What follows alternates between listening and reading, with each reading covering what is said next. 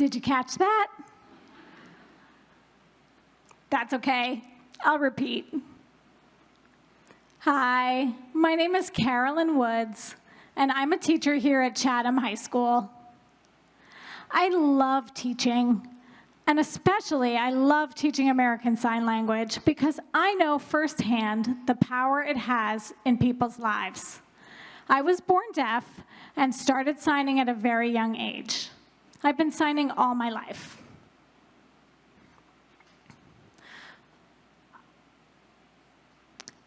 How many of you have ever talked directly with a deaf person before? If we crossed paths in the lobby later tonight, would you feel comfortable engaging with me? Without knowing ASL, how might you feel? Would you be a bit nervous, intimidated? Might you avoid the interaction altogether? Would I miss the opportunity to meet you? In the United States, there are 11 million deaf Americans. Yet recent studies in the UK show a staggering 59% of people say they would not feel confident talking with a deaf person. And let's face it, it's hard to engage with someone who uses a different language.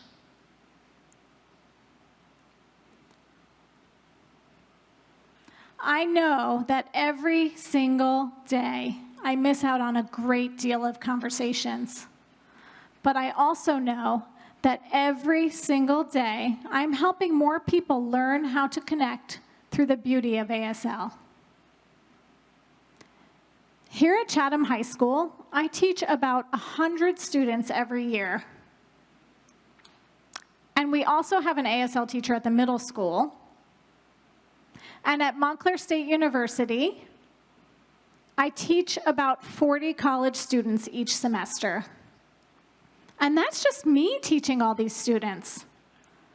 Around the country, American Sign Language is the third most taught language in colleges and universities, just behind Spanish and French.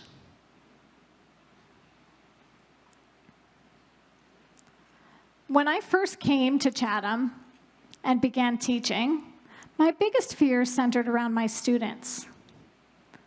How would they feel meeting a deaf person? I teach because I want to spread awareness of what it's like to be deaf and what it feels like to communicate in a different way. Of course, I have my own worries and my own discomfort and fears in teaching. How would I be able to make it easy for my students to learn American Sign Language? And how can I make learning about deaf culture fun and interesting for them? When I focus on my students and their needs, I start to feel more at ease. ASL helps us reframe our ideas of language. I can meet you and greet you and share who I am through ASL. Indeed, ASL helps us create a path that leads to community and connection. When learning any new language, we often feel as if we have begun down a bit of a winding and mysterious road. As Neil Donald Walsh states in his book, Conversations with God, life begins at the end of our comfort zone. Students realize they're at the end of their comfort zone on their first day of class with me. When they enter a world of silence. There is no talking allowed in my class.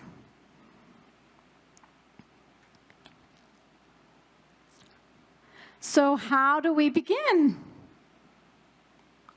We start by playing games that force my students to pay attention with their eyes and turn off their voices. In my classroom, there is a lot of messy gesturing and laughing as we come together and work through the signs. Over the years here, I've gotten many emails from students about their encounters with someone in the deaf community outside of school. One recent email was from a student, Christina, who is a senior here, taking ASL 3. While she was working with her mom in a funeral home, a man came in who happened to be deaf. Christina started signing with him. This widower had just lost his wife and was filled with grief. Christina's willingness to step out of her comfort zone and engage with this man through signs eased his fears. And by the end of that experience, he was so grateful, he hugged her. Christina learned that if you're going to make a difference, you have to take risks. She learned not to let perfect be the enemy of good. While her sign language might not have been perfect, it was good, and the effects were beyond perfect. She experienced the wonderful feeling of making a difference. Recently, I was in Charleston Airport, and there were some severe storms, and my flight just kept getting delayed and delayed. I had my 2 children with me, and I started to panic. It was late at night, and I wasn't sure where we would spend the night if the flight was canceled. I was definitely out of my comfort zone. I went up to a senior airline representative and told him that I was deaf, with my phone in hand, ready to text to communicate with him. But, much to my surprise, he started to sign. I could have kissed and hugged the man. Good thing there was a huge counter between us.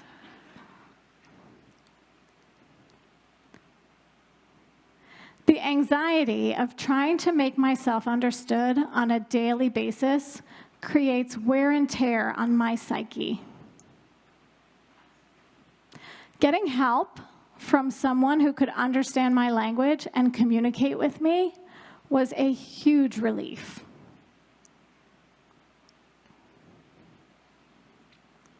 ASL is a language we express through our faces, our hands, and our bodies.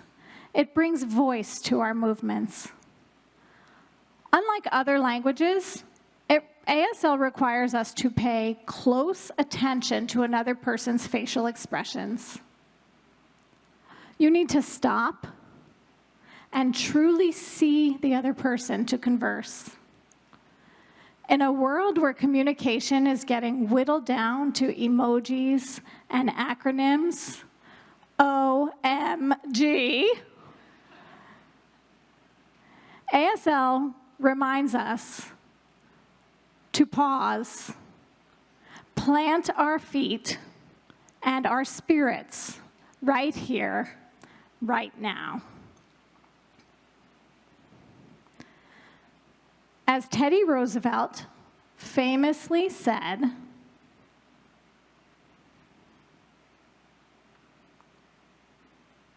"It is not the critic who counts. The credit belongs to the man who is actually in the arena, whose face is marred by dust and sweat and blood, who strives valiantly, who errs and comes up short again and again. Because there is no effort without error or shortcoming. Together, my students and I enter our arena every day.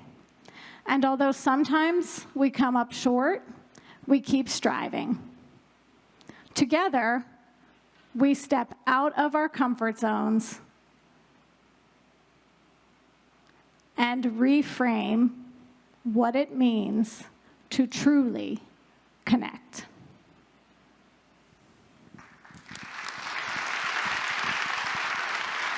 Thank you.